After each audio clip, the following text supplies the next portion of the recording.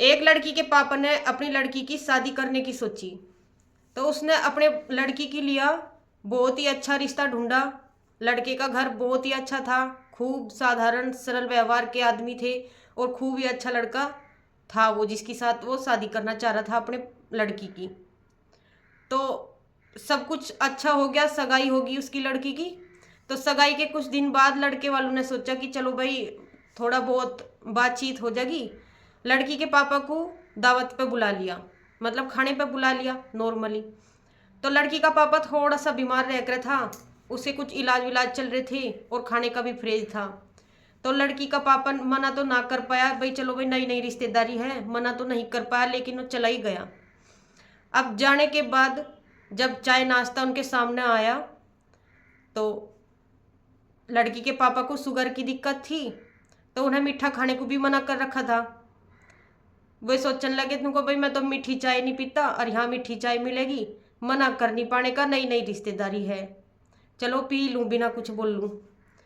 तो लड़की के पापा ने जैसा पहली घूंट भरी चाय की, तो चाय एकदम फिक्की थी, जैसे लड़की का पापा अपने घर में पीवे था, बिल्कुल इलायची डली हुई, लेकिन उसमें मीठा नहीं था, जैसे शुगर वालों के लिए बने।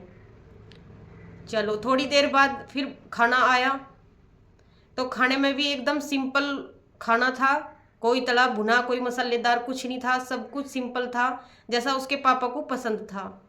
बीमार आदमी के लिए एकदम हल्का खाना दिया जा, एकदम सिंपल, तो बिल्कुल ऐसा ही घर जैसा खाना था। तो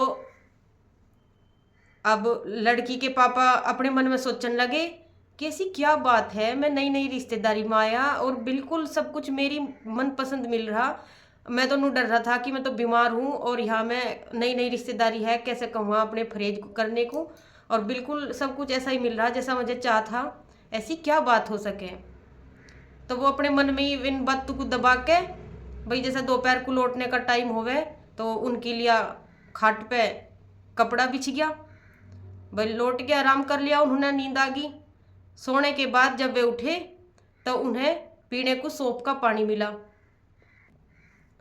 बिल्कुल ऐसी तीमारदारी हुई उनकी वहाँ भी, लड़के के घर पे भी, बिल्कुल जैसी उनके घर में होवे थी, जैसे एक बीमार आदमी के साथ होवे। सब कुछ फ्रेज का, सब कुछ ध्यान तय, कुछ भी गलत न दिया जाए उन्हें, बिल्कुल इतना ध्यान रखा गया उनका। तो जब चलने का टाइम हुआ, तो जो लड़की का पापा था अपने मन में बहुत सारे सवाल ले बैठा था, तो चलती बार उन तक रहा नहीं गया, उन्होंने उन तक पूछ ही लिया, लड़के की माँ ते पूछ ही लिया, नुको जी जब मैं आया था, मैं मतलब थोड़ी स्थिति मेरी बीमार वाली है, मैं फ्रेज का खाना खाऊं, क्या पसंद है क्या नापसंद है मेरी, आपको इतना परफेक्ट कैसे पता। तो उसकी सास लड़के की माँ बोली कि चौधरी साहब कल रात में ही आपकी लड़की का फ़ोन आया था और उन्होंने हमें सब कुछ बताया कि इस मतलब यह बीमारी है मेरे पापा को और या फ्रेज है, इस तरह का उन्हें खाना दियो, उनका ध्यान रखियो, आपकी लड़की नहीं बताया था। तो बिल्कुल हमने वैसा ही करा आपके साथ, इसलिए हमें पता चला कि आपकी क्या पसंद है क्या नापसंद है और क्या आपको देना क्या नहीं देना। तो लड़की का पापा इतना सुन के घर आ गया।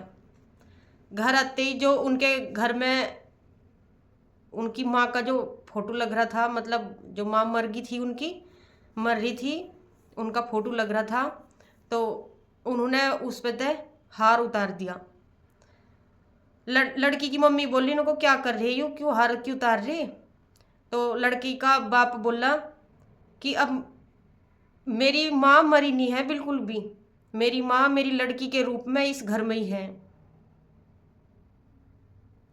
इतना कह के लड़की के बाप के आंखों में आंसू आ गई।